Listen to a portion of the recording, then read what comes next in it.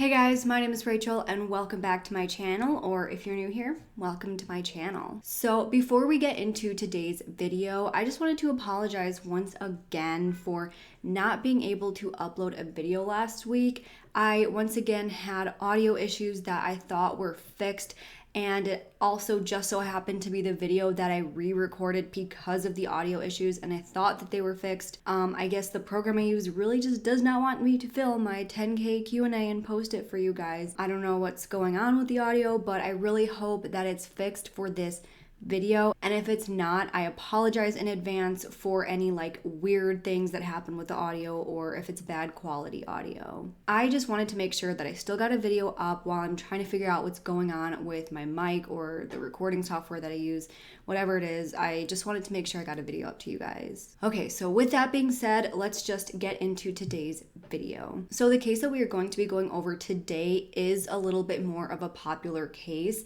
but I've been getting so many requests from you guys. Like literally every other day I've been getting an email asking me to cover this case on my channel, so I just decided to go ahead and discuss it with you guys. This is one of those cases that definitely should have been solved and would have been solved if the right steps were taken right away, but unfortunately there wasn't really anything done for a few days after he was last seen, so to this day, no one really has any idea of what possibly could have happened. This case is very frustrating, and it's just honestly unbelievable that it's still not solved. So with that being said, today we are going to be talking about the unsolved disappearance of Brandon Lawson. Brandon Lawson was born November 18th, 1986. He grew up in Crawley, Texas, and when he was 16 years old in high school, Brandon met 15-year-old Ladissa Lofton. When they first met in high school, Brandon walked right up to Ladissa and asked her if she knew who he was, to which she responded, "No, am I supposed to?"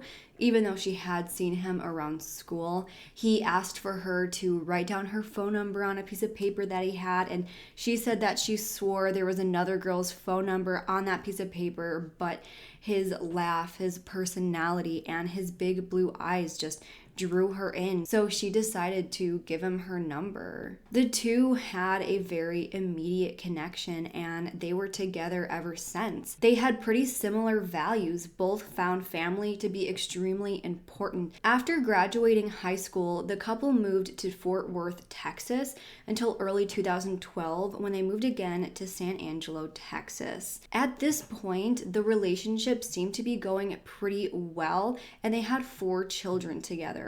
They enjoyed things like watching movies together, going camping, and just spending time as a family. Of course, they had their ups and their downs with rocky patches in their relationship, but being together as long as they had, that's pretty normal. By mid-2013, the family had been settling pretty nicely to their new home in San Angelo, with Brandon supporting the family by working as an oil field worker for Renegade Oil Services. He worked a ton of overtime, but this job was just temporary because he actually had a new job lined up that he would be starting pretty soon.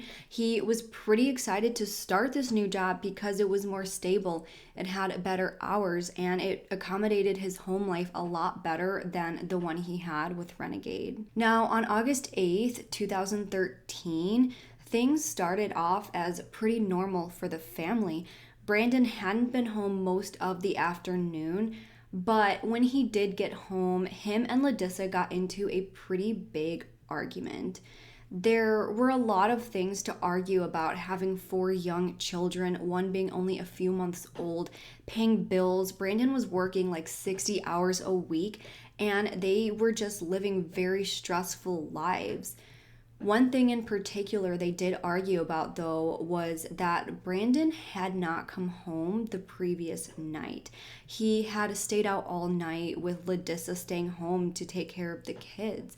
Of course, that was very frustrating because she was left by herself to take care of the family. But it also worried her that he was out so long because he actually did have a history of substance use, and she was concerned that he was just getting back into that. Now, from here on out in the video, there were a few updates that I noticed when doing my research, and I'm not necessarily sure how accurate they are, but I do want to mention some as I go through.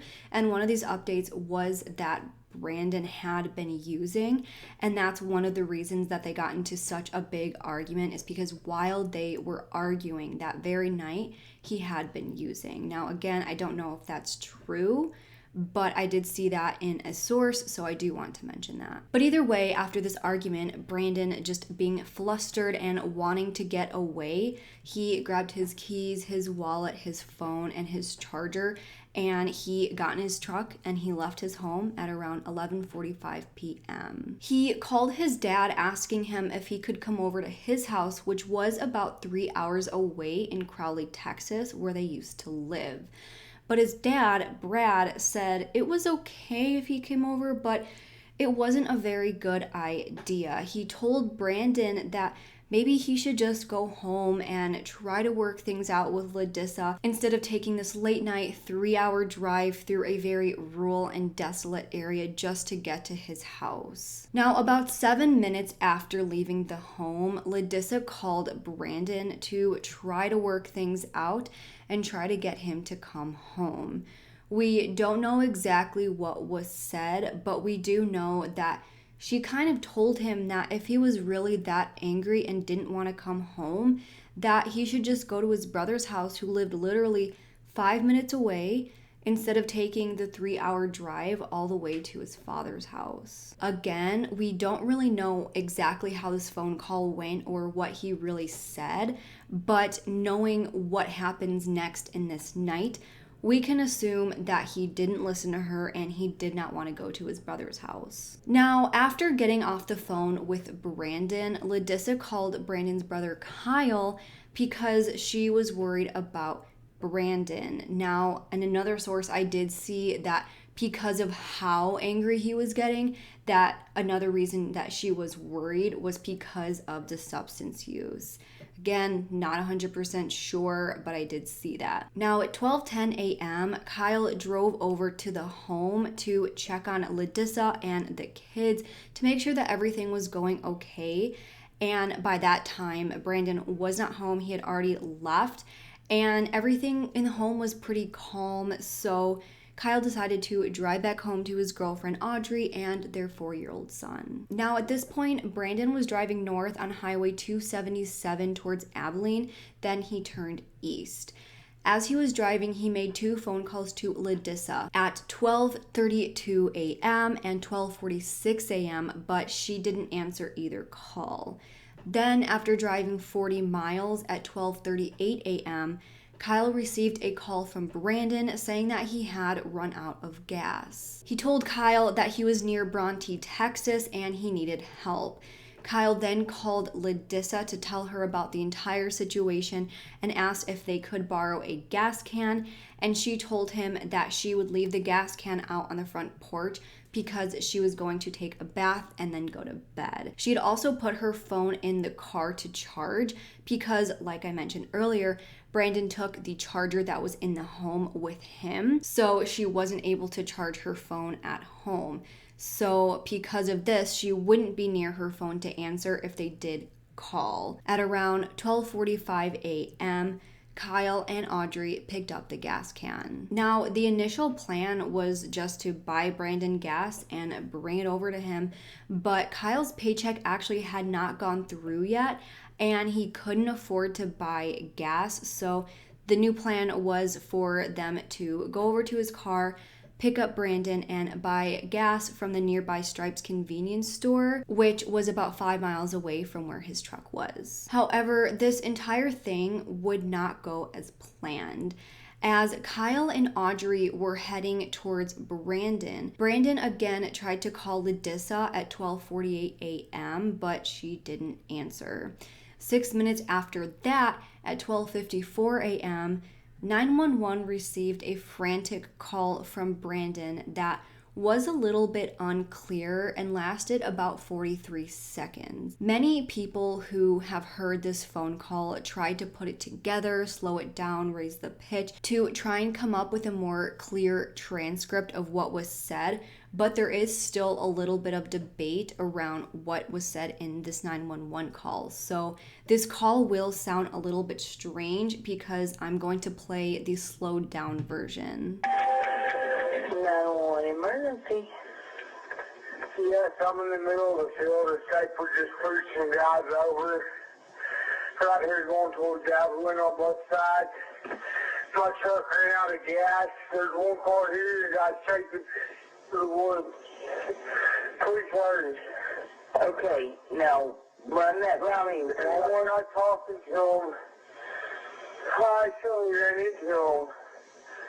Ah, you ran into him. Okay.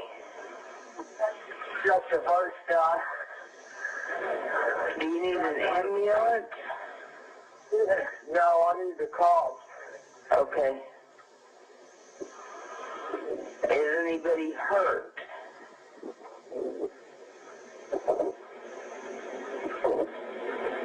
Hello? Now, after the call, you do hear a strange sound that gets louder, but you don't actually know what the noise is. Now, 4 minutes after the phone call, a truck that was driving by on that highway noticed the abandoned pickup truck dangerously parked on the side of the highway and decided to contact 911 to tell them about it. At the same time, Brandon had gotten a hold of Kyle, and due to the poor reception, it is a little bit unclear what was said in the phone call. However, around 1:10 a.m., Kyle and Audrey arrived to Brandon's pickup truck. But when they got there, they didn't see Brandon waiting outside of his car like they probably expected. Instead, they saw a deputy from the Coke County Sheriff's Office near the truck who got there about the same time as they did, but from the opposite direction. Now, at this point, even though they didn't see Brandon anywhere, they weren't too concerned because they just assumed that he was probably hiding nearby in the bushes somewhere. This was because he actually did have an outstanding warrant for his arrest that would have resulted in him having to pay a pretty hefty fine, and he just simply didn't have the money for it. Him and Ladissa were trying to save up to pay it, but at the time, he just didn't have money. So, of course, at that time, they just figured that he didn't want to be faced with a police officer at the time. So, of course, when they did see the cop there, they didn't want to mention who the truck belonged to or what it was doing there because of his warrant. However, they were able to get a hold of Brandon secretly without the deputy hearing. In this phone call, Brandon had said that he was about 10 minutes up the road and that he was in a field and he was bleeding. In another update that I saw, I do want to mention that in the phone call, apparently Brandon told Kyle that he could see them from where he was, but I'm not 100% sure because I didn't see that in very many places.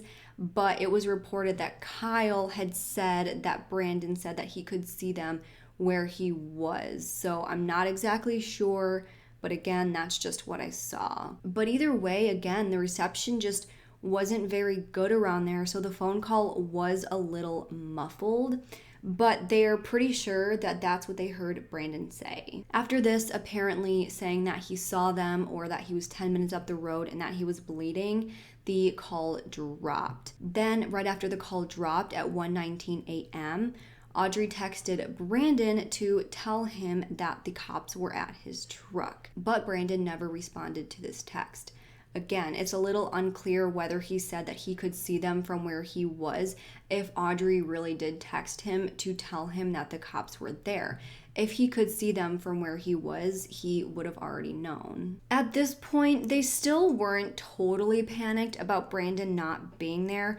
Like I said, the call was pretty muffled, so at the moment, they may not have even realized what he was trying to say. I'm not 100% sure if they knew, like, for a fact that that's what he said, or if they kind of deciphered it. But either way, Audrey and Kyle ended up telling the deputy that they were there to deliver gas for Brandon, but that they were not sure where Brandon was. As this was going on, the deputy was just doing a quick search of Brandon's pickup truck and found that there was no major damage on the exterior and all the doors were unlocked. Inside, they did find Brandon's keys and wallet, but not much else.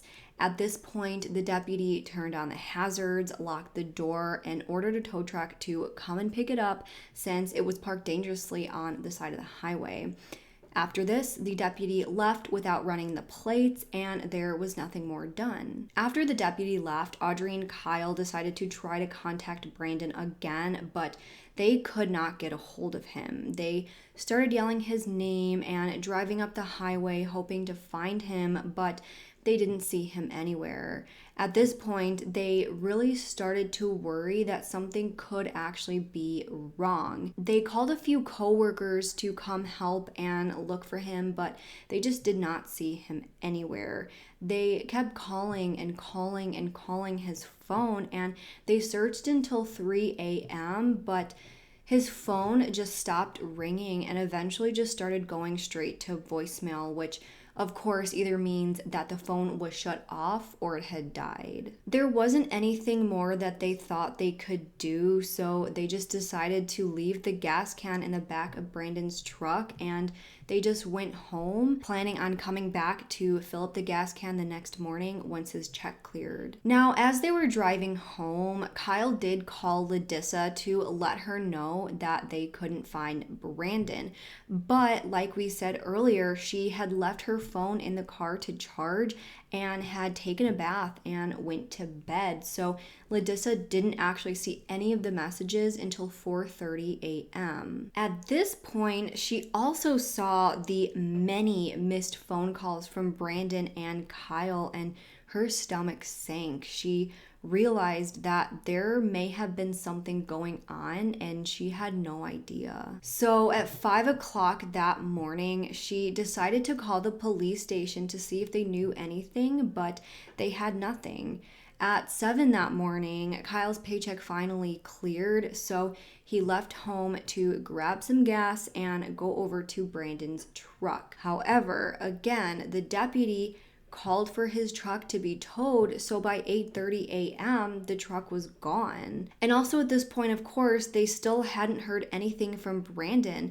That same deputy returned back to the scene to see if there was any sign of someone being there, but there was absolutely nothing. This entire time, the family had not been told of Brandon's 911 call the night before. Now, that afternoon, the family started to get really worried, so they decided to call the authorities to tell them about the phone call that they had received from Brandon that night when he said that he was in a field and bleeding. So 2 days after this entire thing happened, on August 11th, there was a very small search conducted for about 4 hours in the surrounding area. They found absolutely nothing. Now, of course, the family was incredibly worried about Brandon, and they knew that there must have been something horrible going on, but the police department kind of just brushed it off as a criminal who was running away from that outstanding warrant.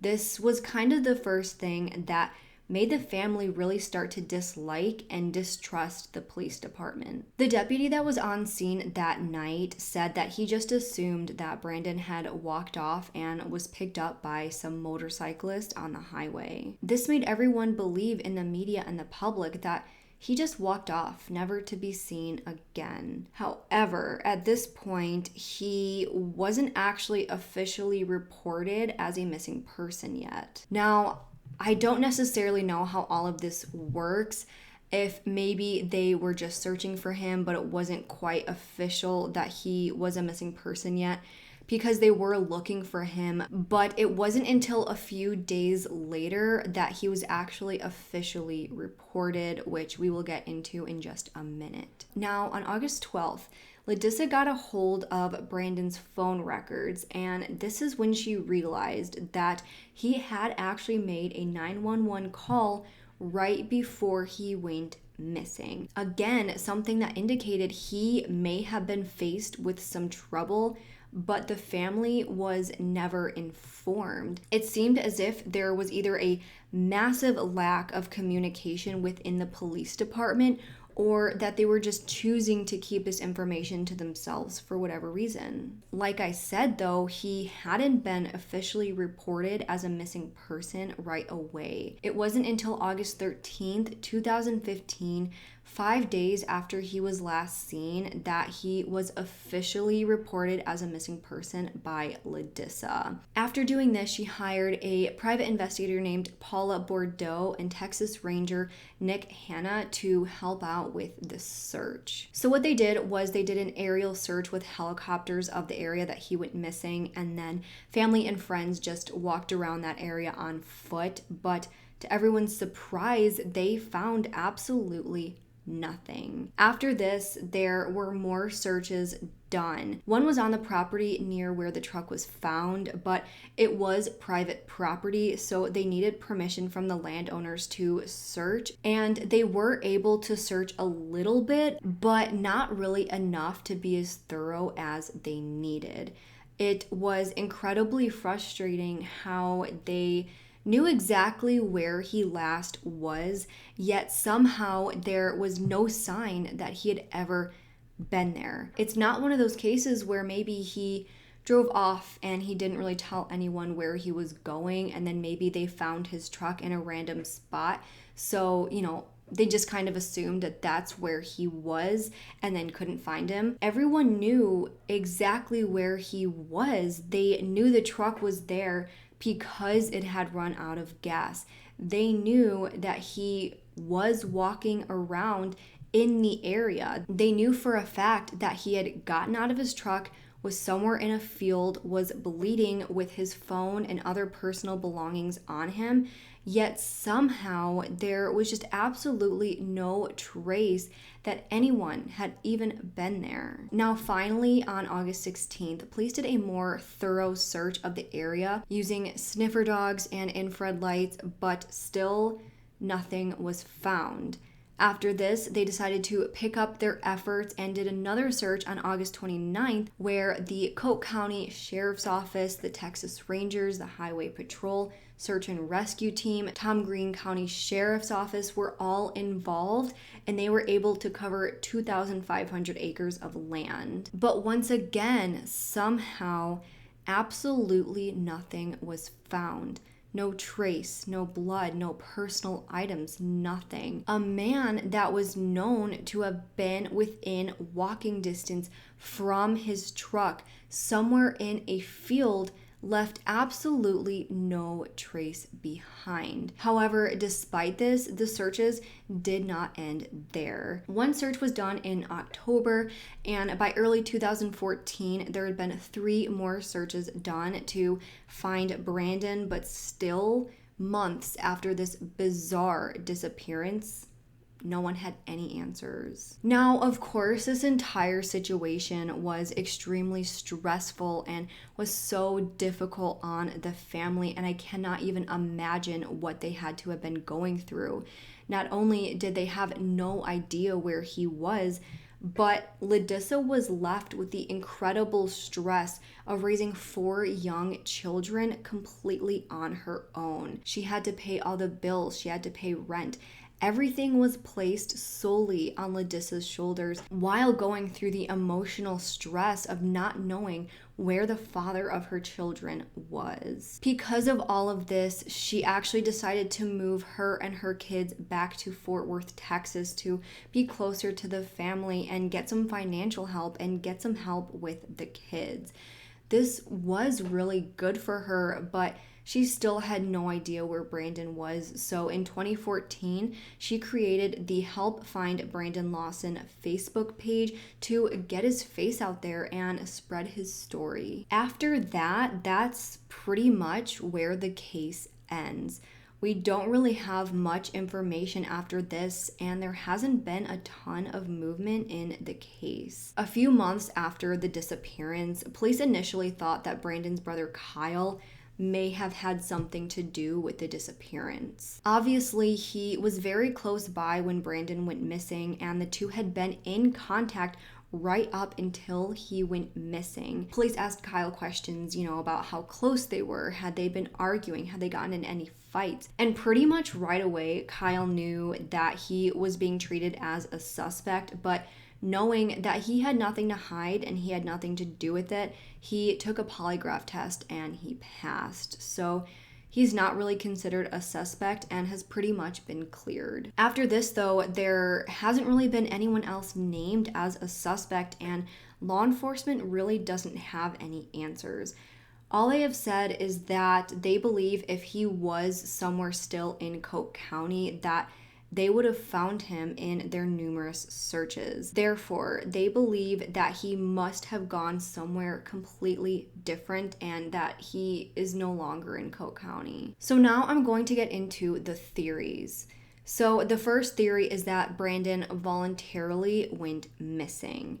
In this theory, people believe that maybe this whole family situation was just getting to be too much for him. We do know that him and Ladissa did have some rocky patches in their relationship, and a lot of the financial responsibility was placed on his shoulders. We also know that it's possible that he was getting back into substance use, and he could have even been using the night that he went missing. Is it possible that he was just getting to a point where it was all too much for him to handle?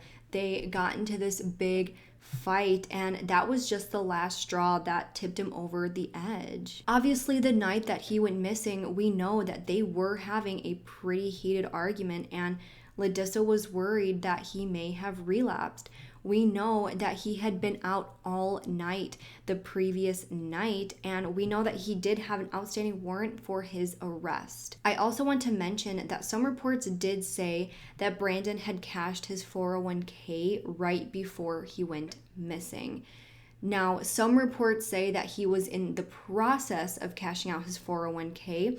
Some reports say that he didn't actually have the money yet. Some reports say that he did have the money. But either way, it is known that he was at least in the process of trying to get money. Maybe he really was just starting to spiral and started wanting to go out and not have any responsibilities and was using again and just decided to leave and leave his family and all of his responsibilities and his troubles behind him while taking whatever money he could. We also know that instead of just driving to his brother's house to calm down, who only lived 5 minutes away, he wanted to take the 3-hour drive in the middle of the night to get all the way to his dad's house. Maybe his plan was to get as far as possible while he came up with a plan, and then he ran out of gas. So in a split decision, he had someone come pick him up and just started over. We know that police say that he wasn't in the area when they searched.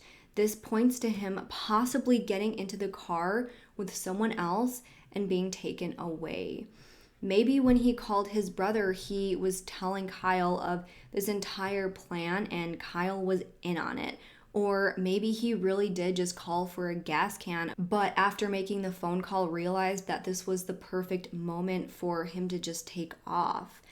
Maybe the second time he called his brother, they just misheard him and he didn't say anything about being in a field or bleeding. Either way, maybe this was when he decided to just take off. However, there are a lot of things that point me away from this theory. One of the biggest things being that he made a 911 call that night. Why would he have made that 911 call sounding completely distressed if he was just trying to run off?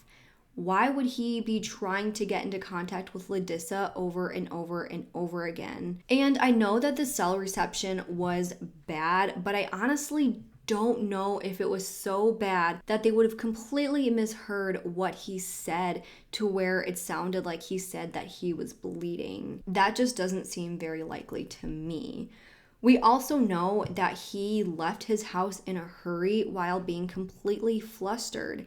How would, at that moment, he had just been able to come up with the perfect plan to leave. He didn't pack anything with him. He most likely didn't already have a well thought out plan. So how would he have been able to just leave the house in a spur of the moment thing and just to start a new life, never to be seen again without any planning or real resources? Plus, even though he maybe did have a substance problem, he had 4 children.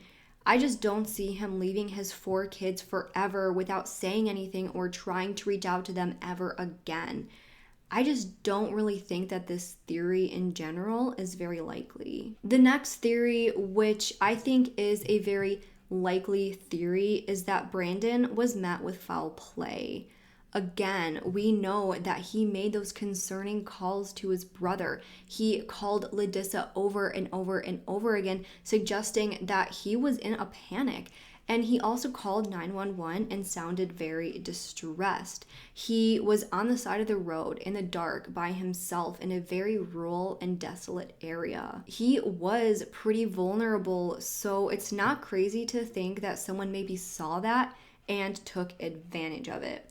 Now, I don't personally think it's very likely that this would have been someone he knew. I just don't think that there's any way that, he had some enemy who knew where he was going and that he would be there, since this was a very last minute, spur of the moment trip. I feel like in this theory, the most likely scenario is that he may have stumbled upon something that he shouldn't have, saw something that he shouldn't have, and was just in the wrong place at the wrong time and someone harmed him. I will mention briefly that it could have been a passerby who just saw this man by himself waiting by his truck and just wanted to harm him, but I just don't think that that's very likely, especially with there being absolutely no evidence left behind. Again, this is a decently uninhabited area of Texas, so it's the perfect place for someone to possibly do something shady if they wanted to.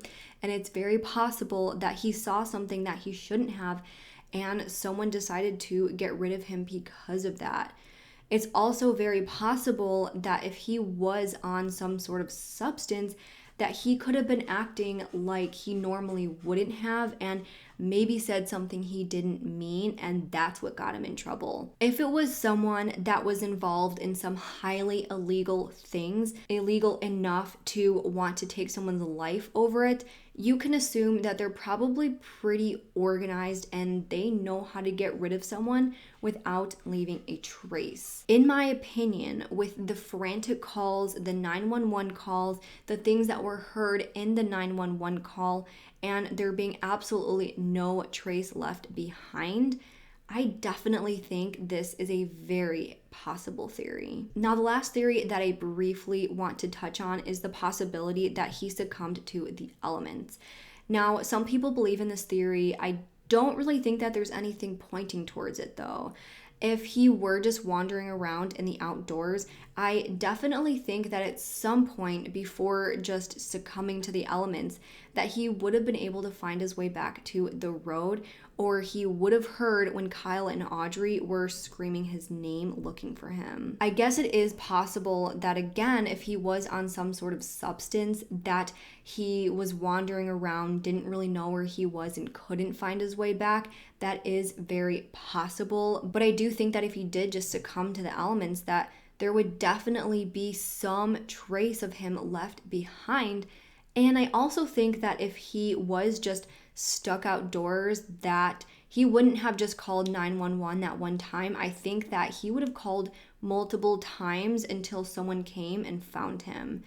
This phone call just ended so abruptly, and there was clearly something going on. So unless he was harmed by an animal, there's really no reason for the call to go the way that it did.